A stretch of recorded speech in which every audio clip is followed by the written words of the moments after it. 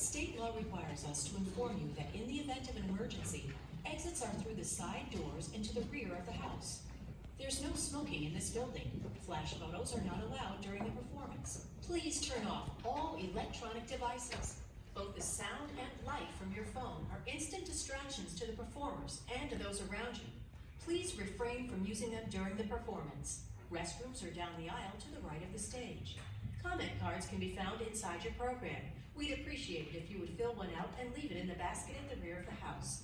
Thank you, and we hope you enjoy the performance. The Duritia Trilogy. Prelude. A bare stage. Enter Duritia. Prepare yourselves, my friends, to hear a tale of heroes three, both strong in heart and frail, of glory, love, betrayal, loss, and war, of those we chose to honor and ignore. The men who soon will grace this humble stage will differ much in temper, wisdom, age. In kindness, class, and skill, the range is broad, but trust me when I say that all are flawed. The women suffer too, they are not spared, for none against her death can be prepared. I too eventually will face my fall, for of the foibles, mine is worst of all. Our tale begins as whispers uttered forth from between the lips of father in the north. Far south from where this place the stories came, a kingdom sits, Fabula its name. And thus it is as if he now were here, to tell you of the story loud and clear. There once were men who hated those who rule. No love they had for country, king, or law. Where some saw glory, they found only flaw. So rather than to bow their heads and kneel, they turned to methods more to their appeal. One night they came together, weapons glinting. Peasants to the castle started sprinting, overcame the guards and soon found entry. Few were slain beneath the blade of sentry. He that stood against him meet his end, and all the nobles they did apprehend. Outside the kings and lords were roughly dragged, their clothes were torn, and mouths were tightly gagged. No mercy for the captives there was given. Years of evil rule was not forgiven. The gruesome bits I loathe to tell you now. Father told us this, I know not how. Then next occurred the fate the Lord had dreaded. Each of them was in a row beheaded.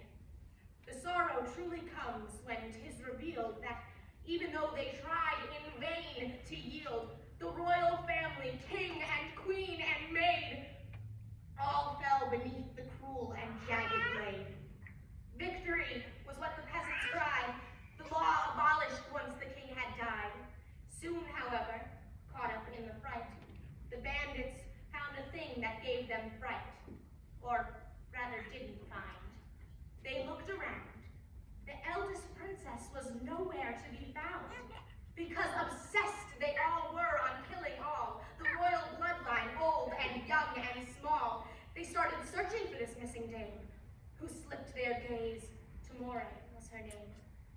To hear, enraged once more, their leader, its anger waxed, although it seemed he never was relaxed. To hear not one, but two prized things were lost. The princess, yes, but now at greater cost. The royal sword the king himself did yield was missing too. Oh, how the rebels squealed. Their leader knew TIMORE must have left, and on her way committed royal theft. By taking from its place her father's sword, he wanted it for himself as a reward. He then commanded all his men to chase this woman down, this menace, this disgrace. Into the nearest town the warriors spread, attacking homes and bathing streets in red. The good news is, these warriors never found the princess, who was hiding underground. And so began an era thick with crime, the act of men that stands the test of time. For years, much crime and murder filled the land, until it finally got out of hand. The kingdom, full of bandits, rogues, and thieves, had none who in verily hope believes.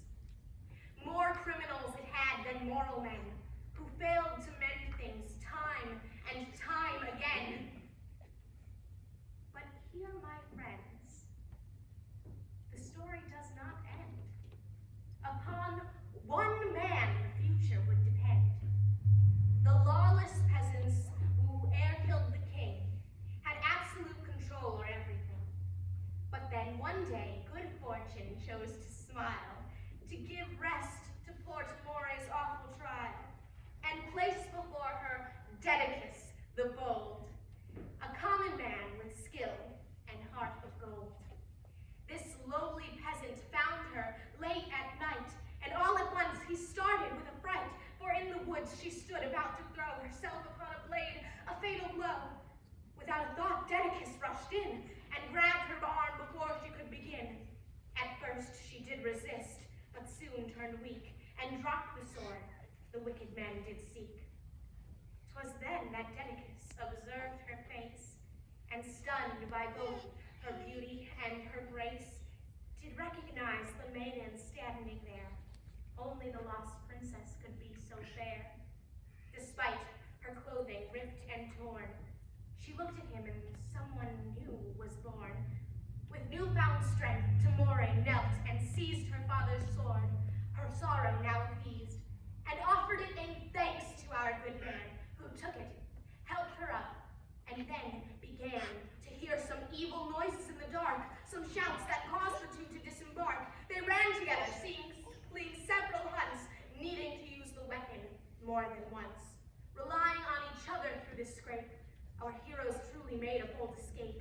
They traveled far from certain harm, and found a village where they built a farm. 'Twas on this farm he married, dwelt, and thrived. He cared much for the woman he had wived. 2 daughters born these lovers soon did raise, AUDACIA, the oldest, heart ablaze, and I, the youngest, small and quick and bright, Duritia, a name to pierce the night.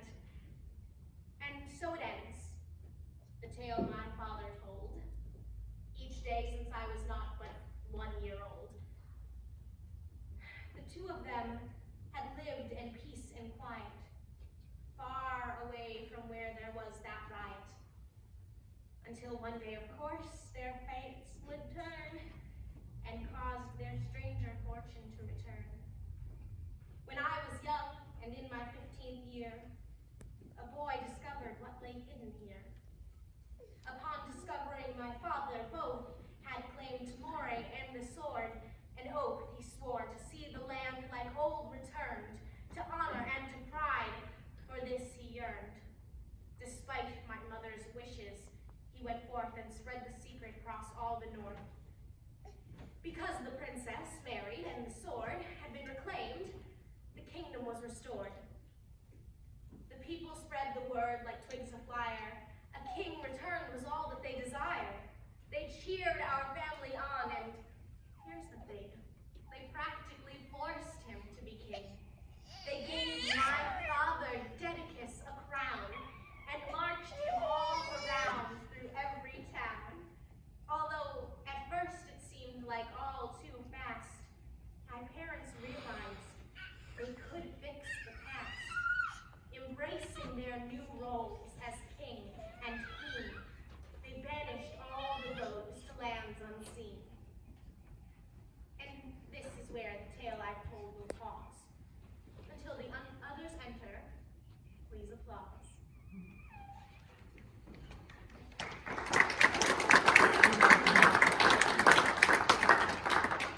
Part 1.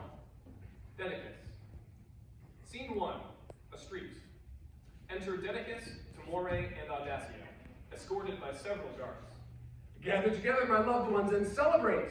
Soon will take place a magnificent festival. Where is Duritia? Cheer is for everyone. Last I saw her in the castle, she was dressing. Quite the hassle. Typical daughter who has no efficiency. Hopefully soon she will make her way over here.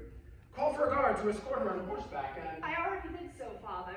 One was sent. You need not bother. Thank you, AUDACIA. This does not worry me. Grateful I am that our captain is competent. She'll be safe and secure when she comes to us. Long I wished she wasn't coddled. She is grown, yet still she's swaddled. Bold AUDACIA, lighten your tone. Your poor sister has had it quite rough. This past year she has been through enough. Your new temper I will not condone. Mother, please, I cannot buy it. She is stout. You can't deny it. It may seem that she puts on a show, and believe me, 'tis merely design. Underneath her thick surface, she's kind. Her distrustfulness she will outgrow. I have hopes she does it quickly, but till then, she's hard and prickly. Enter Duritia with a guard. I'm here. I did not mean to stay. This frightful vice-like clothing caused delay. I am sick of your excuses. We won't suffer these abuses. 'Tis easy for a guard captain to say, for you aren't forced to wear a dress all day. If I did, I wouldn't grumble. I'd stand proud. You look too humble. I'll never understand why things have changed. You once were fun, but now you are deranged. I've grown up. It's just that simple. You'll catch on when you've no pimples. I'm more grown up than you. But this was not wrong. While you've matured, you're mentally behind. Remember when you called me Dassy? Oh, your face, you look so sassy. That nickname's not been said for very long. I only used it when we got along. Bickering, bickering, where will it usher us? Patience, my daughter. No need to get angry now. Also, Duritia, royals must look the part. Of course you'd say that. You who reap rewards, you found respect and love and honor in the hordes. That reminds me, I have a small fear. The attention you've carried is sublime, but unhidden we've been for a time, which may gather my enemies near. Paranoid Queen, you have nothing to fear, for our captain AUDACIA swore to protect us, and also, 'tis foolish to strike with the phalanx here. 30 years we have been on the run, and then suddenly you are a king. I would loathe the bad luck this could bring. Now I fear our demise has begun. I understand that a burden was placed on you. Loath I would be to ignore your concerns, but our people expect an oration, so afterward. Various commoners have entered and formed a crowd. Dedecus now addresses them and assumes an authoritative demeanor. I am called Dedecus, ruler of Fabula. Mine are the cities and valleys you live upon, as is this glorious heirloom bequeathed to me. He draws his sword. This is a weapon of honor, nobility. Glory and splendor, yet sorrow has tainted it. Sad is the tale that has carried it back to us. Lost was the blade the king wielded so worthily. Dormant it lay since its owner was lost to us. Now returns. For a year it has served you well. I was the man who defended and sacrificed much so my love could escape and live carefully. Soon you did wed, and the rest is now history. As you now know, I come not from nobility. I am not royal by blood, but by nuptials. In my defense, it was you who appointed me. Many a year did this kingdom disintegrate due to the riot and pitiful leadership. Change will bring greater improvements to policy. Like we have done with the bandits we banished, I promise I'll strive to drive out any criminals. Families are safe from the rogues who once troubled them. And though I am king, and have been for 4 seasons now, you are no servants, and I am no overlord.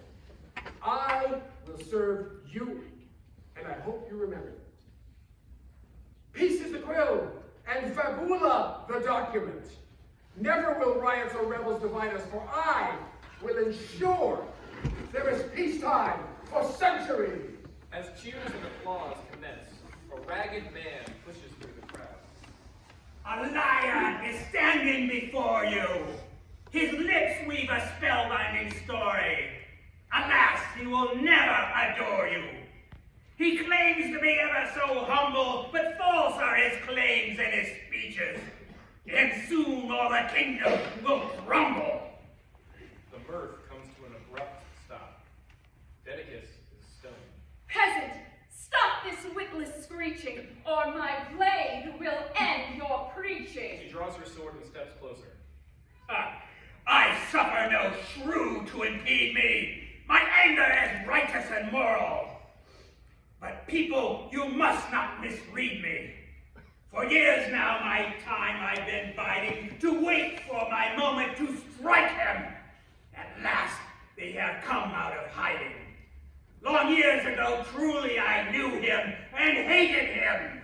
But your salvation begins when I run my blade through him. VENARI draws a dagger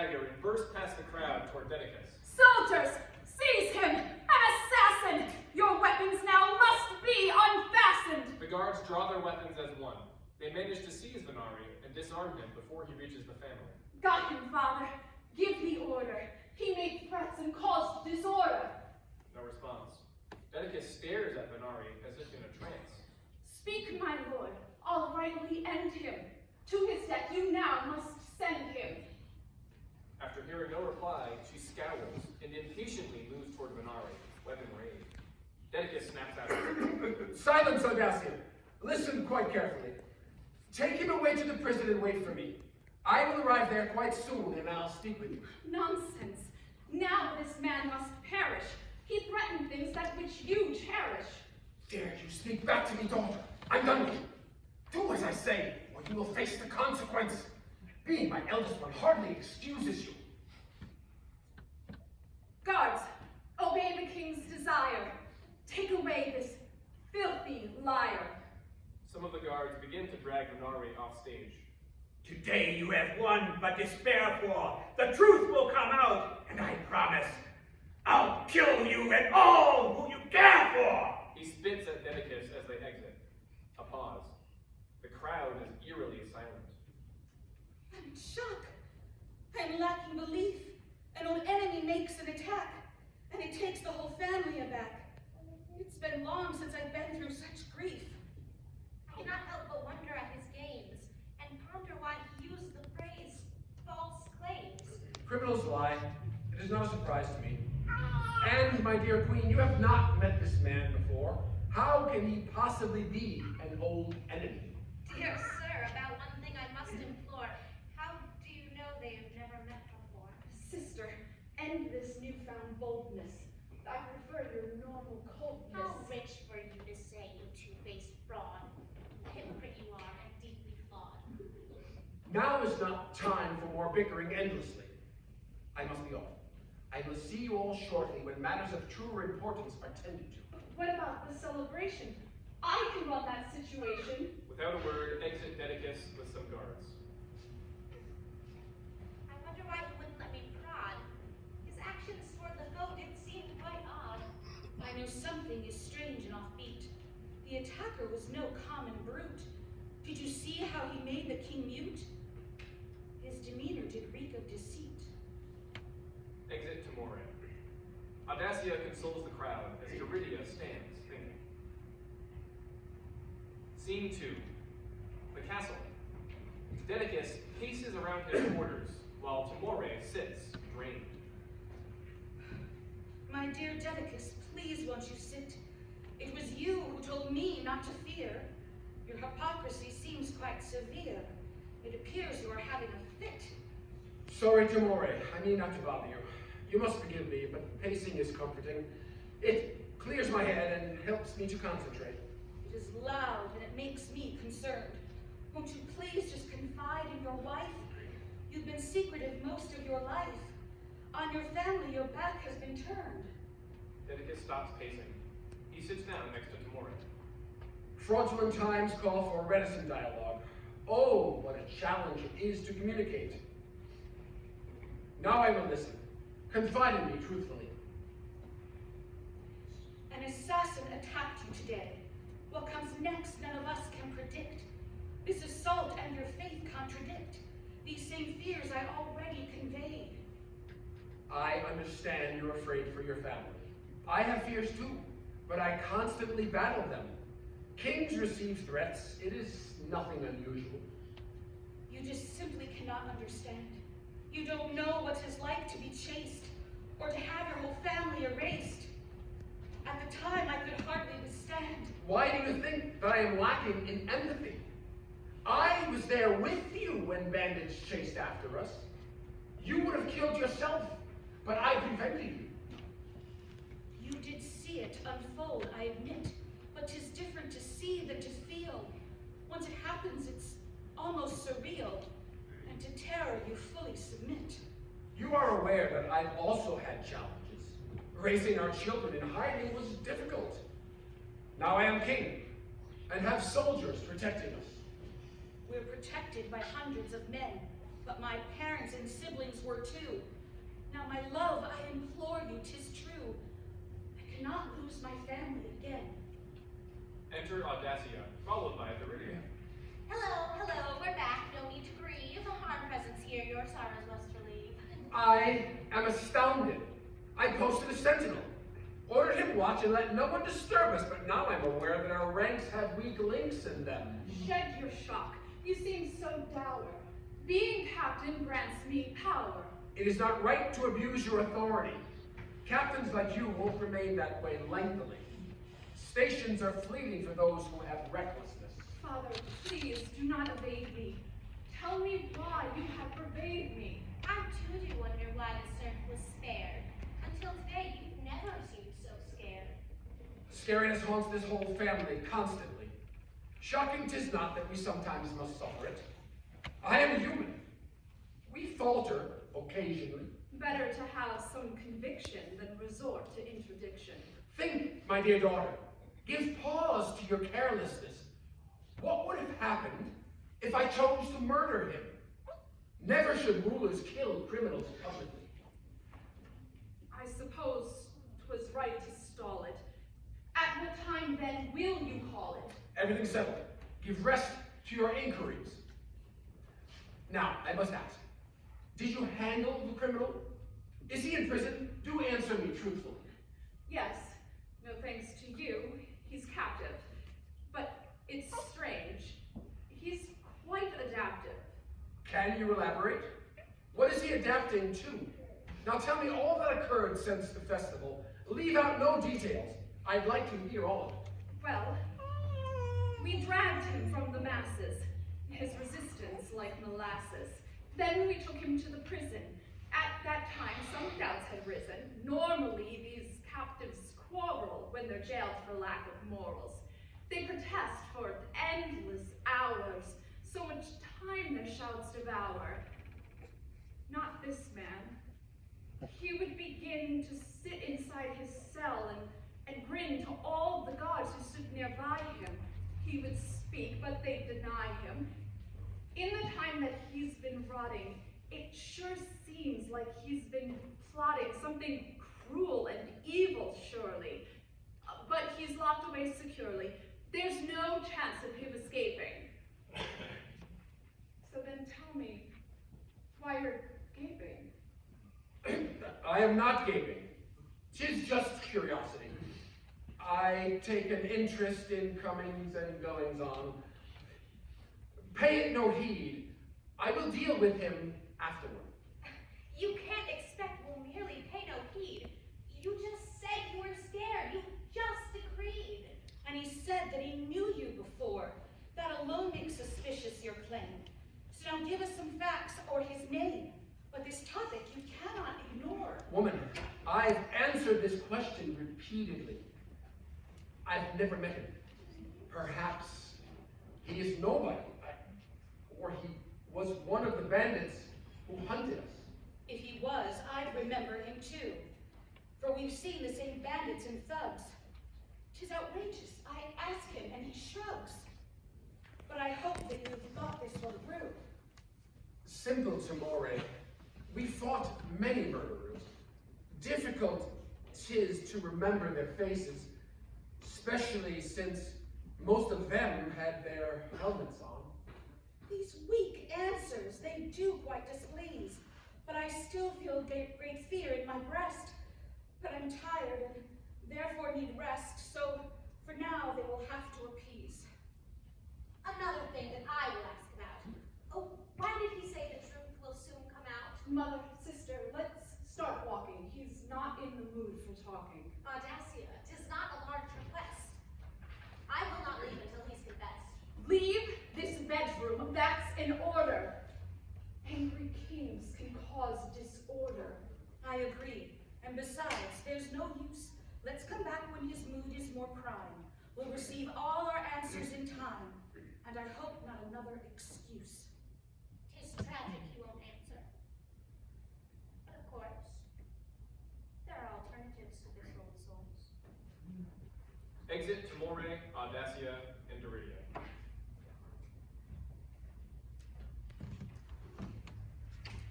Guilt has invaded my conscience and battered me. I will be damned for mistreating my family, but there are things they simply can't know about.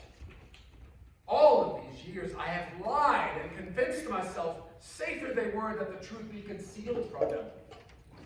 Never expected for him to turn up again. Now he's returned, and I'm facing the consequence, but only now I regret my past wickedness? What does that make me? A fraud and a charlatan. If I confess and reveal my iniquity, no, that can't be. To destroy my accomplishments. People would riot and evil would win again. There are no options. I must make a sacrifice. My guilt and shame for the kingdom's prosperity. Therefore, the truth must stay hidden and secret. As for VENARI, a name with cruel memories, none will believe him, especially locked away. With him imprisoned, my secrets are safe and sound. But he cannot stay imprisoned eternally. If that were so, I'd be hated by everyone. 'Twould become clear I have something to hide from them. If he's released, he will surely reveal it all. That cannot happen. I must find another way. Quietly slay him and leave all my fears behind.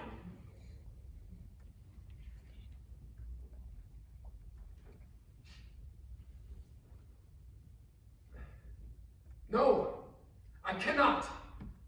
I've already lived shamefully. Best not to add to the list of misdeeds I've done. I will remain a true king with righteousness. Therefore, I still find myself in a quandary. Hopefully soon I will find a way out of this, but until then, I don't know what to make of it. Exit Dedecus. Duritia emerges from a nearby hiding place. She has been eavesdropping. Why does VENARI make the king so frail? I think I'll pay a visit to the jail. Exit Duritia. Scene 3. The jail. A guard is posted nearby a cell, where VENARI kneels, clutching the bars. I loathe and detest this oppression. Imprisonment fails to dilute me. The swindler deserved my aggression. I must find a way to escape, or at least to convey the information. The truth I am planning to scrape for. Enter Duritia. She is now dressed in casual attire. The captain says you are to take a break. 'Tis fitting since you are fairly late. The guard startles and hesitates, looking at VENARI.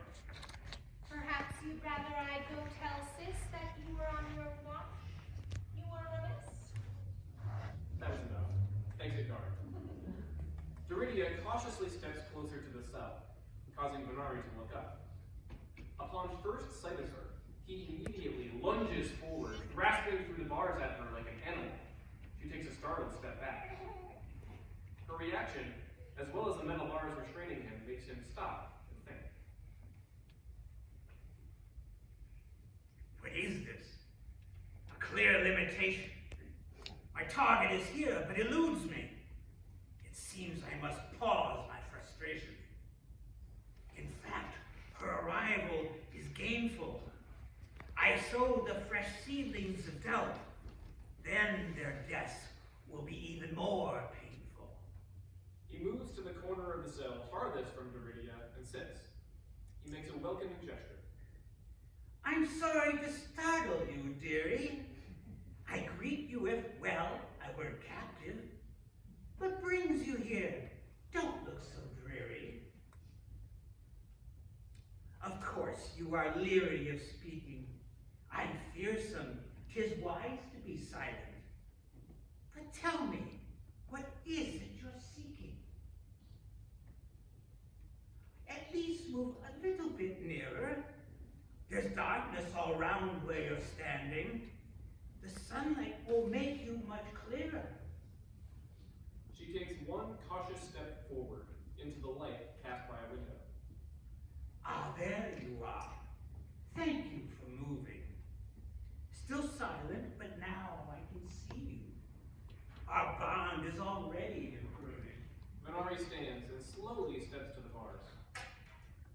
wasn't your clothing this morning. You don't follow orders well, do you? Your sister did give you a warning. Enough of this. Conclude your wily game. And listen close. I wish to know your name. She speaks with a charm before me. My name is King Dedecus, dearie, for that is the name you may call me. You lie. My father's name you desecrate. I'll call the guard and he will set you straight. I'm caged. There's no reason to bother.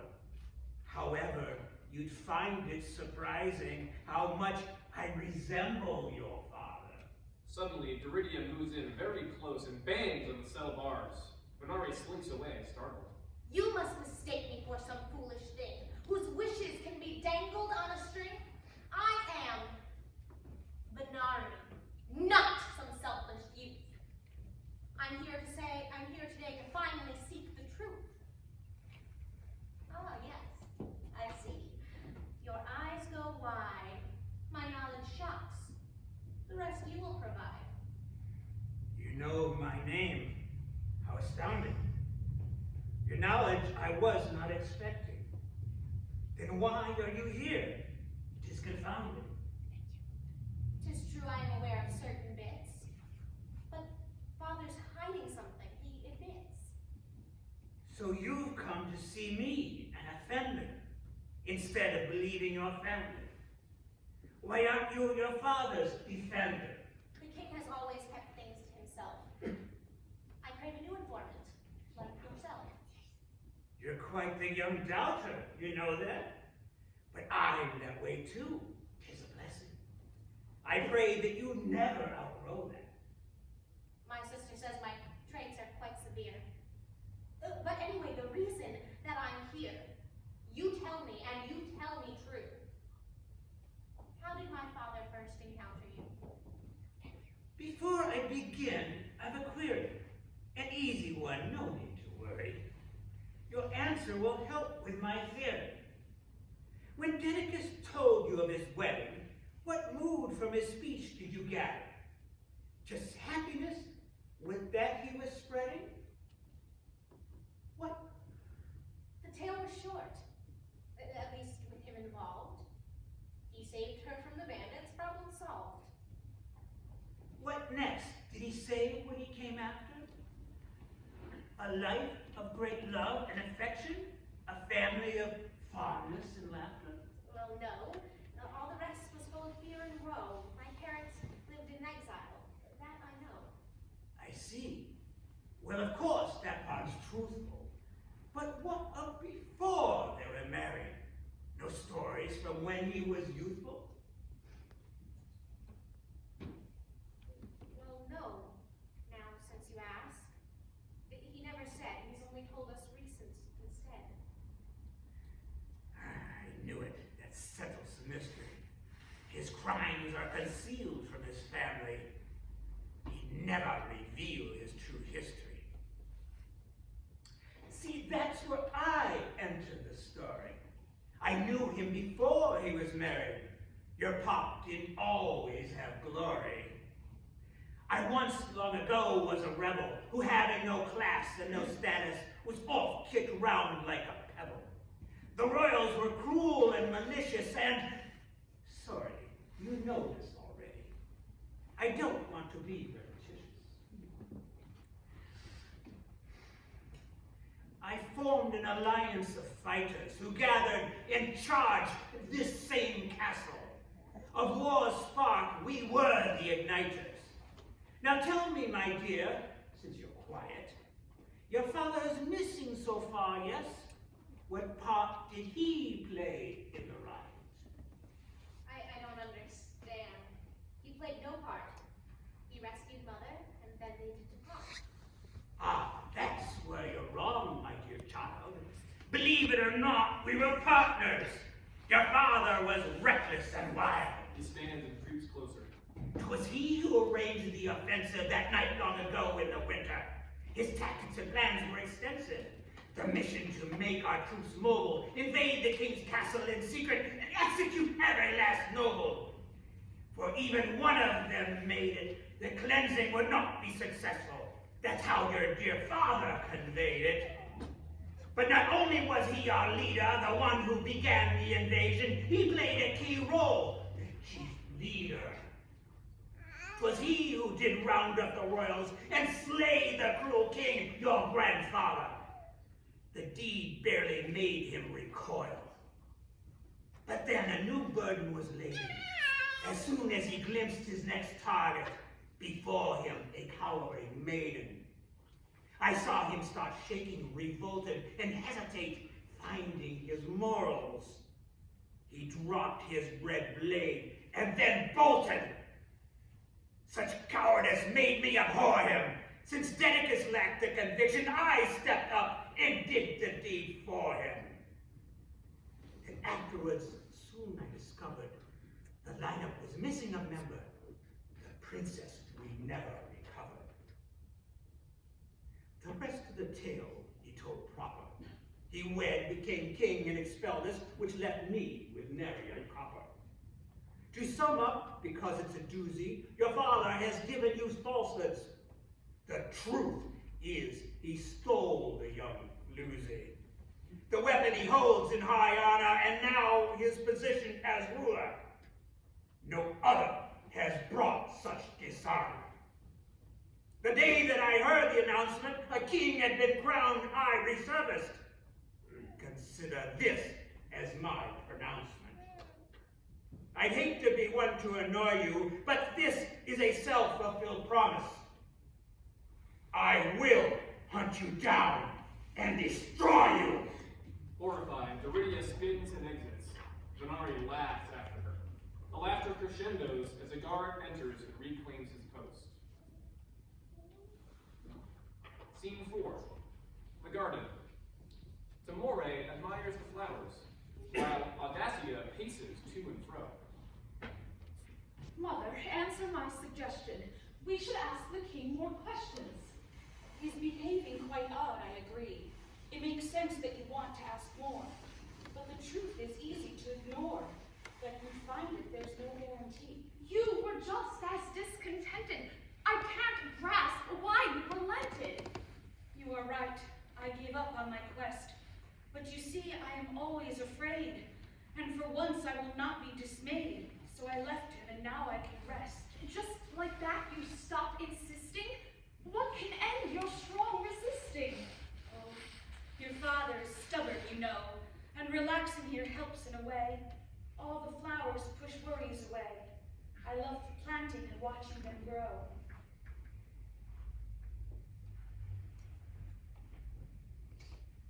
Tell me, Mother, while we're idle, why were you once suicidal? So, your father has told you that bit. That's surprising. His mouth's often closed. Although now that my past's been exposed, yes, I did try it once, I admit. He hinted at it on a mission. In my heart there grew suspicion. It was fear that had led me to try. I was chased, all alone, unsecured. Such misfortune I'd never endured. The solution was that I must die. I can't relate to that, your story. I'd fight back and make things gory.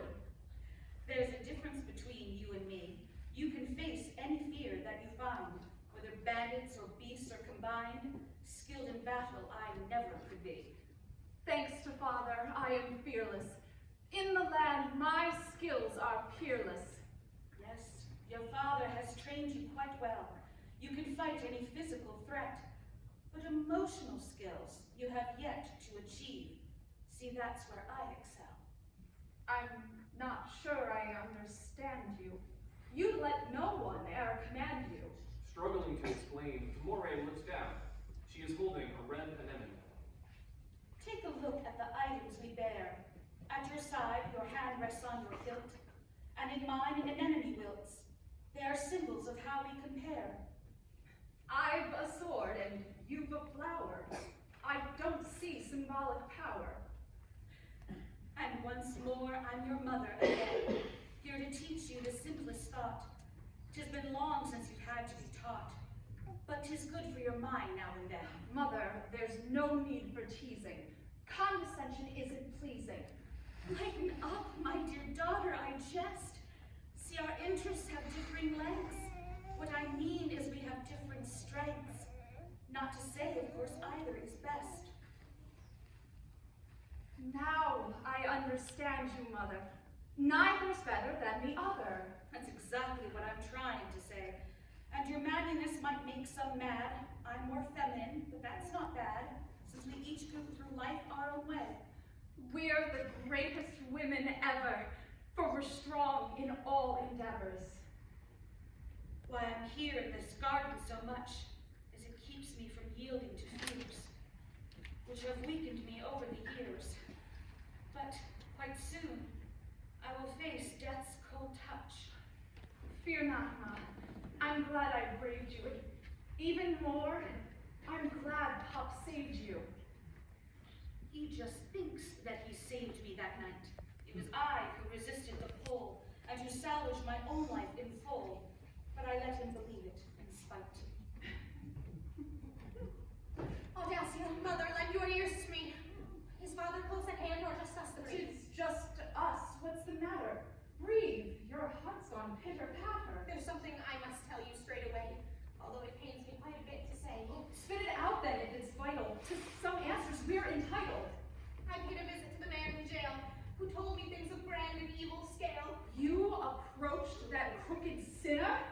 She must have some wine within her. I am sure she's quite sobered, my dear, and she's clearly not pulling a prank. What seems up to my mind is blank. So, Duritia, tell us, come near. I asked about the truth, and Pop was stoned. I heard him talking all alone. He sounded quite concerned about this man, so I'd investigate. That was the plan. I traveled to the jail and spoke with him, and even though the chat was rather grim, I'd normally not give it second thought, but what he said made sense as like as not. What exactly did he tell you? To give in, what did compel you? He told me horrid things, like long ago. 'Twas father who helped him overthrow. Our king, our father, led the cruel attack against the place he'd later reclaimed back. According to VENARI, locked in jail, he tried to spread the truth to no avail. And mother, I hate to say this thing, your husband was the one who killed the king. That can't be. He must be lying. Father's honor is undying. Taken aback by the news, TIMORE faints. She falls and lands in a bed of flowers. The sisters rush to her side. Mother, look, she must have fainted. See now what these lies have tainted? I fail to see why you think he'd lie, for you were just as questioning as I. Father taught me to be honest. He could never be dishonest. These false words are just outrageous. Ending them is advantageous. She draws her sword. Our king is not a saint, just a man. Don't get excited, let us form a plan. You'd believe a filthy peasant over royals? Quite unpleasant. This old man is just a faker. I'll ensure he meets his maker. She begins to exit. But we two ourselves were poor a year ago. It all adds up. Please, do not go. Sorry, sister. When you slander Father King and my commander, you will find I'm unforgiving. Not for long will you be living. Exit Audacia determinedly, sword at the ready. Duritia begins to pursue her, but stops, realizing TIMORE is still unconscious. In a moment of indecision, she groans before coming back to her mother's side. Dear Ma, I hope you will awaken soon. I fear Audacia is rushing to her doom. Scene 5. Jail. A guard is again posted near VENARI's cell. The prisoner is upright, pacing to and fro. I don't understand my condition. At very first sight, I attack them. 'Tis why I am in this position. I charged the fool king without thinking, got captured and thrown into prison. And now I'm here rotting and stinking. The girl arrived too and approached me, and what do? I assailed her. I hear my dead comrades reproach me. He slams a fist against the cell bars in frustration. While I don't have the Queen's meekness, I fail to control my own actions. Obsession is clearly my weakness. The good news, the child has awakened. I told her the truth, and she trusts me.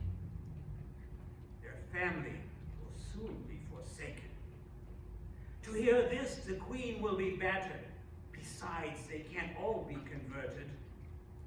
With luck, the whole family is scattered.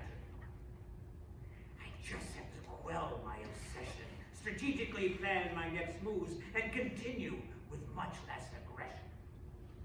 For if I make plots and start scheming, I might just escape, become stealthy, and slit all their throats while they're dreaming. But still, a new snag has arisen. I can't do a thing while I'm captive. My only predicament, prison. He gives one of the bars a desultory rattle before submitting to the corner of his cell, cross-legged. A moment passes. VENARI hears a noise from offstage, and soon AUDACIA enters, sword drawn. There's a guard with her, who joins the one on duty as he takes position behind their captain. As he watches the three have a hushed conversation near the entrance, it becomes clear to VENARI that AUDACIA is flustered and emotional. She withdraws a necklace from her armor, and every so often fiddles with its pendant. My prayers have been answered quite clearly. A new opportunity enters. The captain is acting quite queerly. I might use her weakness against her, exploit to provoke her brash actions, then bolt once I've fought and dispensed her. I welcome you three to my quarters, especially you, my dear lady. I suppose you have come for my orders? The food was quite good, I remember, but comfort, I think, was quite lacking. The fire is now barely an ember. Soldiers, kill this lying bandit. Do it quickly. I command it. The two guards raise their spears and advance toward the cell. VENARI presses his back to the wall farthest from the door, seemingly out of dread. One of the guards unlocks the cell and opens the door. Like a cat, poised and ready, VENARI pounces. He quickly disarms and subdues the first guard, who falls heavily to the ground. VENARI emerges from the cell opening and faces his new opponent. The element of surprise now depleted, the second guard proved to be more of a challenge. After a few exchanges, however, VENARI gets the better of him as well. AUDACIA watches from a distance as the second body falls. VENARI stands and faces her, and she raises her long sword in response. There is a long pause as they size each other up. 'Twas not my intention to kill others. My only main goal was your family. But first, you must listen. Your mother's... AUDACIA interrupts him with a deafening battle cry as she raises her sword and charges. VENARI is startled and barely manages to deflect the flurry of blows with his spear shaft. Just hear me, I've something to tell you. Your mother's beloved has secrets. To lend me your ear, I compel you. There is a respite. The two circle each other. Silence, rogue. Your words are sickly. They won't work on me so quickly. She attacks again. Again, he defends. He is ready this time, and the superior reach of his weapon easily keeps her at bay.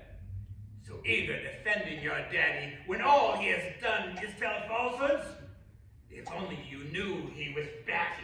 It takes an effort, but she manages to break through his guard and get a light swipe across his unprotected left hand.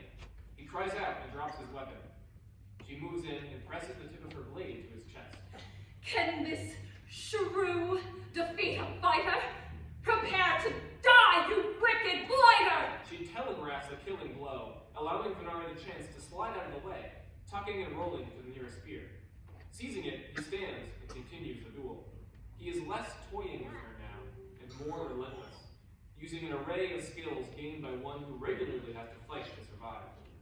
Young Harridan, end your advances. Surrender, lay down your weapon. I won't give you many more chances.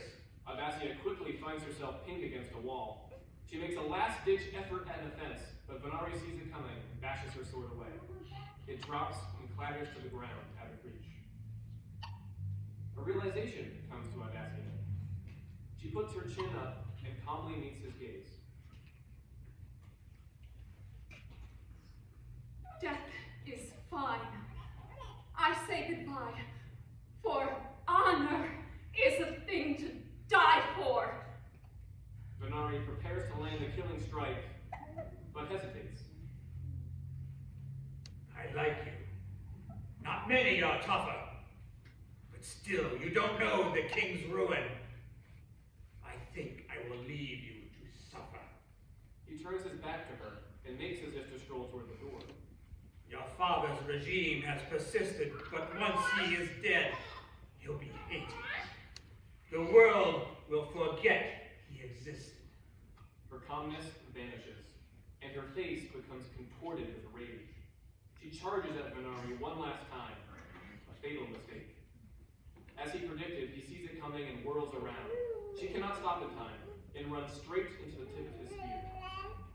They both stand there a moment, eyes locked, hers in surprise, his in triumph. With gritted teeth, VENARI then slowly pushes forward. AUDACIA cries out in pain as the point moves deeper and deeper into her torso. As the spear tip emerges from the flesh of her back, the cries stop, and her head falls forward. After a moment, VENARI lets go, and AUDACIA's body falls to the floor. He circles her for a moment, and then he clings her long sword as his own, and examines the blade up and down, before slowly exiting the stage with a newfound sense of bitter resolve. A long pause. Enter Duritia. She sees the bodies. What is this horrid sight before me I see? Though dimly lit, it looks like corpses. 3. This frightens me. I wish not to advance, although I feel I must at least glance. She slowly approaches the bodies. 3 guards, all dead. VENARI must be free. I pray that these are no one dear to me. AUDACIA, this image makes me fear. Please tell me that you're far away from here. She kneels next to AUDACIA and gently turns her body so that she is facing upwards. Upon recognizing her sister's face, she recoils. Oh no! What hell? My sister has been slain!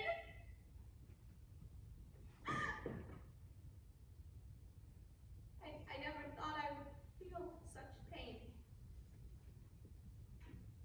Although I knew she was marching off to the jail, I guess I thought my hope would prevail. This is VENARI's work. What a hated name! But he is not the only one to blame. Could anyone prevent this? I think not. To overcome her boldness, she could not. My Dassy! Bold and brash, what have you done? The downfall of our family's begun. Duritia remains by AUDACIA's side, cradling her head in her hands. Scene 6. The castle.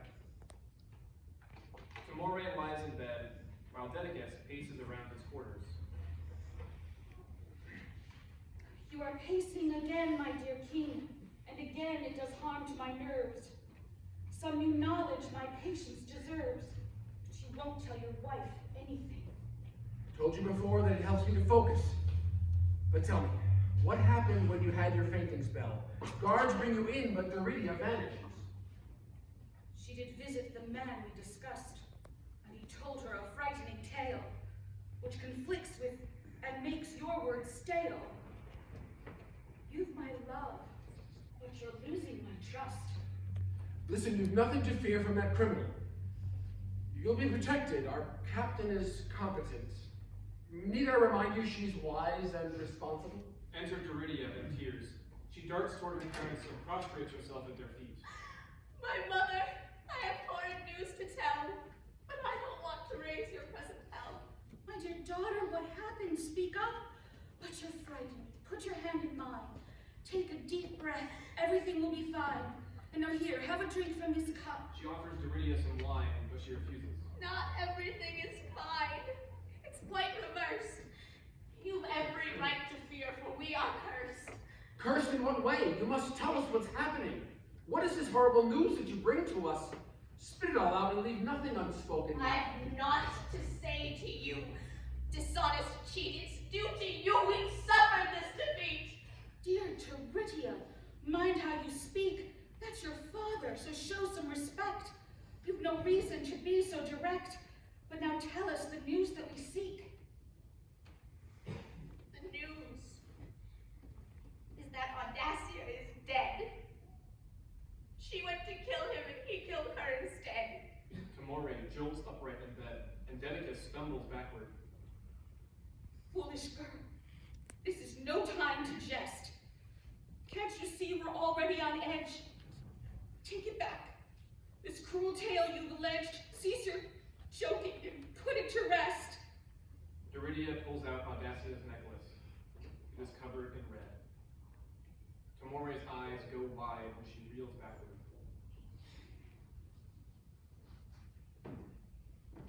She went to face him for the things he said. The lies you claimed he spewed. For this she's dead. This cannot happen. My eldest one perishes?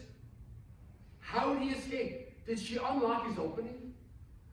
That means he's loose and he'll come for me presently. My sister fights defending you and dies. Are you consent that she was slain for lies?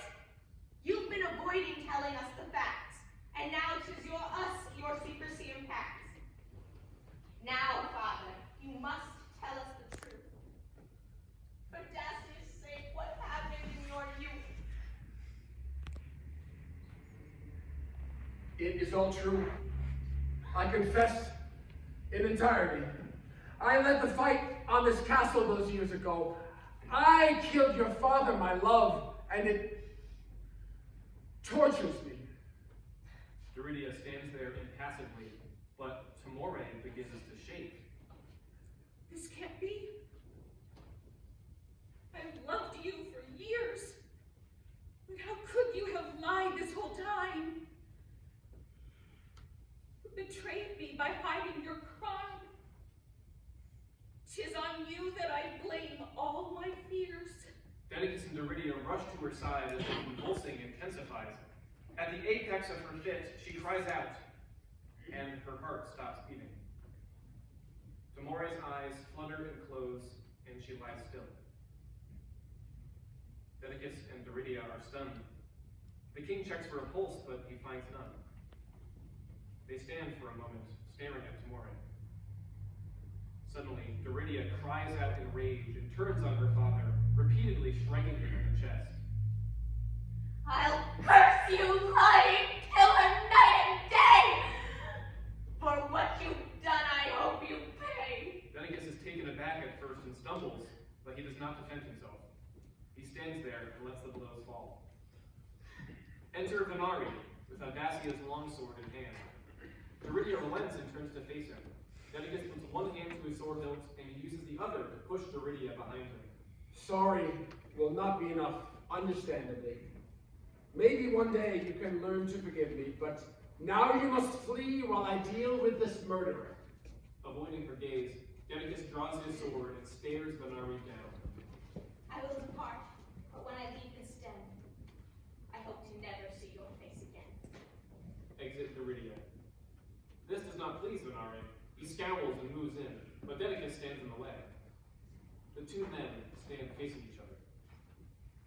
It seems you're no better a parent than being a loyal commander.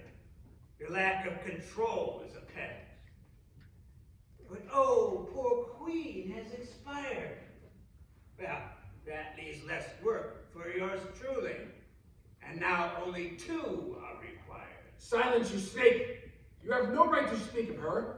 I will not let you defile my family. Robert, that blade you hold doesn't belong to you. But you are as much of a stealer as I, for the blade you are holding is not quite your property either. Dedecus ponders this. He looks back and forth between his sword and VENARI's.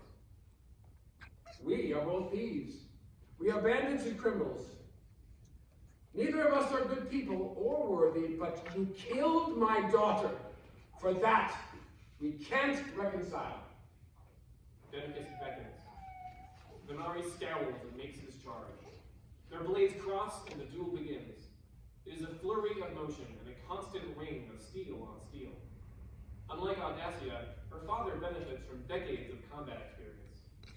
Their exchanges are rapid, well planned and executed, and almost graceful. You've taken the things I desire. But tell me, how did they react when you told them that you are a liar? It is still better than being a murderer. How you can execute women and children is far beyond reasons I could ever contemplate. The two separate. It is clear that VENARI is wearing down. He struggles to catch his breath and watches Dedecus pace around the room, endlessly circling him and darting back and forth for an opening. VENARI cannot match his dexterity, and he grows frustrated. You're pacing forever and ever. Why must you dart hither and hither? You think that you're being so clever? It clears my head and helps me to concentrate. Also, it aids in me in combat with psychopaths. Those who are light on their feet can be dexterous. As if on cue, Dedecus uses his superior maneuverability to exploit an opening in VENARI's defense.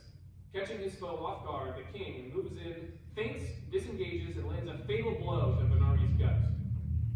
The bandit cries out, drops his sword, and sinks to the floor. Dedecus moves in quickly and stands over him, weapon poised, but he stops. VENARI looks up, expectantly. He seizes his chance, but he pauses.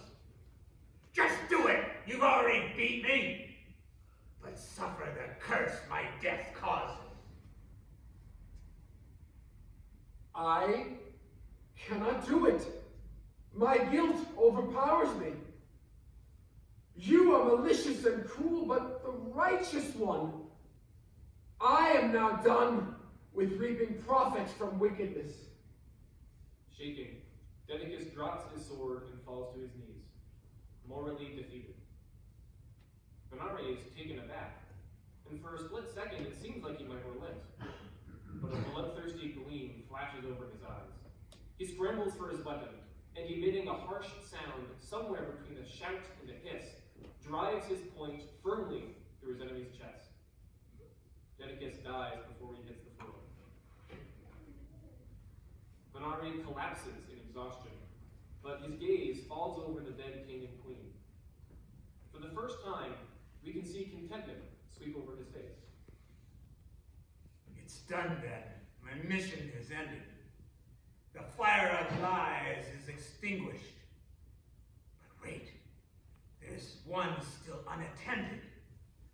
The irksome young girl is still out there. I must kill each one of the family. With her yet alive, there's still doubt there. He tries to leap up and take a step forward, but a crippling pain prevents his success. He raises a bloodied hand and stares at it. My enemy gashed me severely. Strange that I only now notice these wounds that had injured me severely.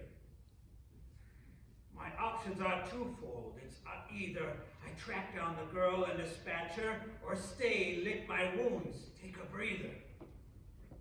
I could get stitched up and find her later and use the time now to recover, but then her head start would be greater. This same technique got me defeated long years ago when she absconded. Will this past history be repeated? 'Twill not. I must end what I started. I'll hunt her down, slit her throat open, and add to the list of departed. It takes a great effort, but he manages to limp toward the doorway, sword in hand. Exit VENARI.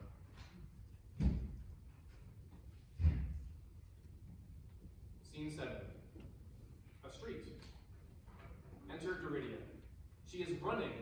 stops halfway across the stage, struggling to catch her breath.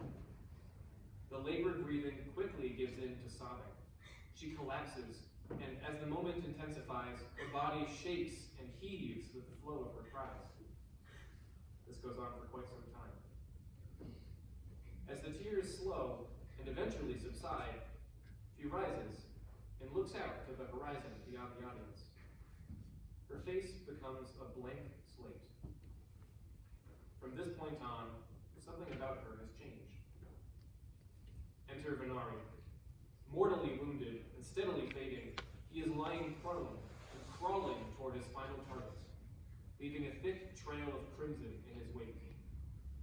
In his right hand is Dedecus' sword, stained with the blood of the king as well as his own. He makes it to within a stone's throw of Duritia before stopping, giving in to the pain. He clutches his wound with his free hand and stares at her. Duritia sees him approach, but does not move. In fact, she shows no sign of emotional response whatsoever.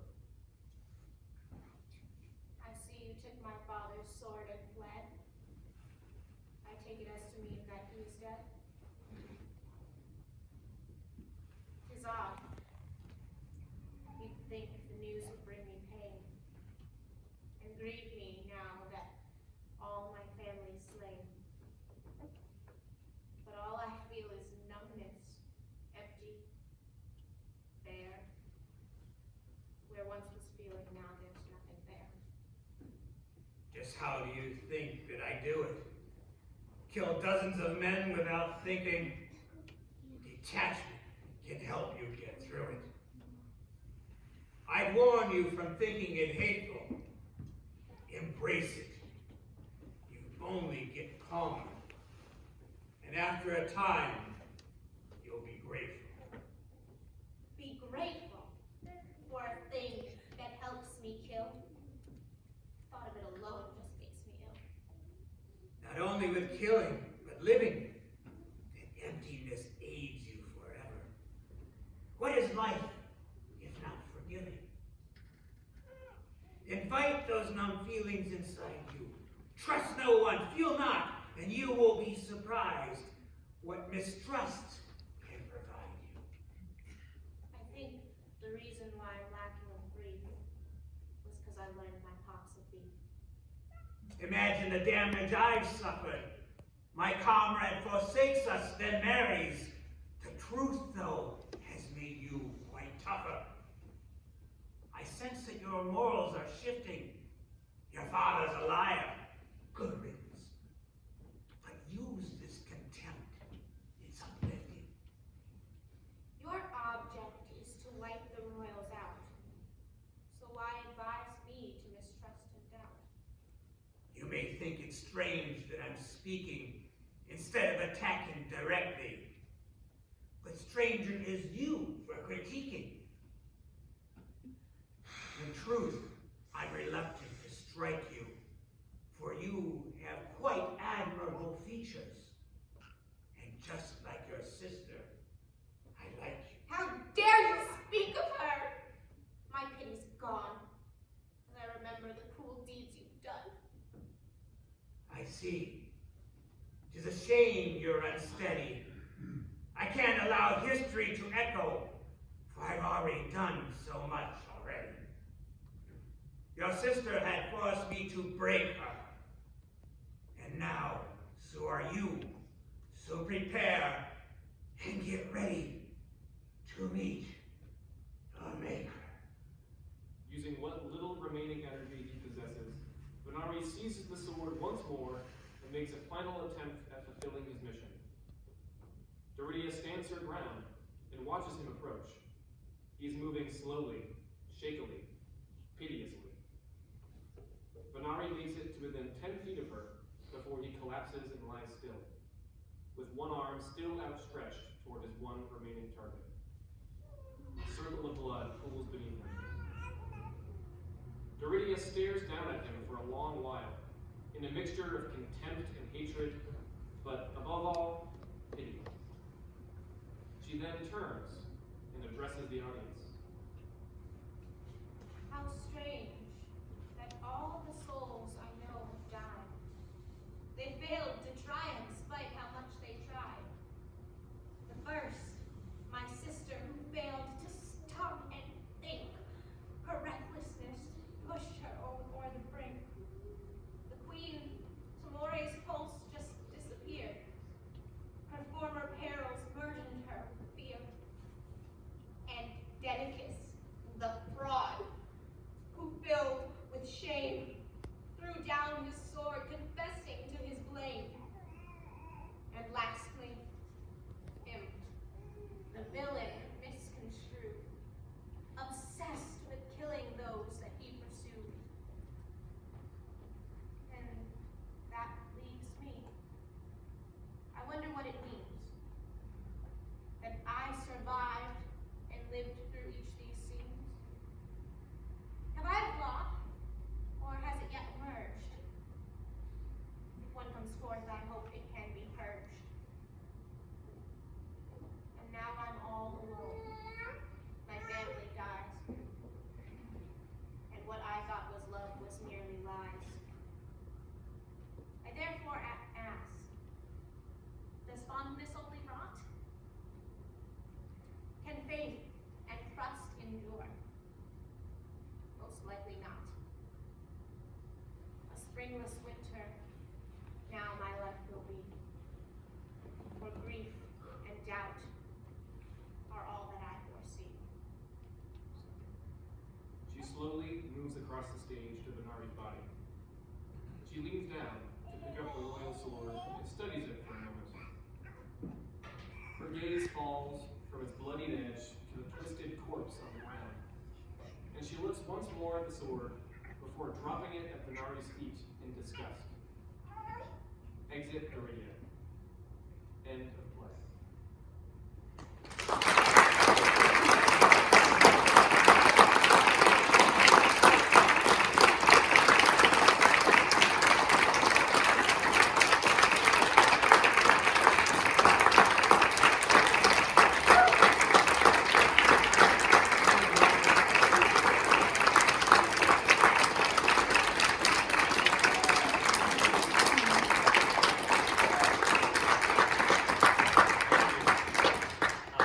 In about 5 minutes, we will be having a talk-back session with the audience, so if you have any questions or comments or feedback, please come back.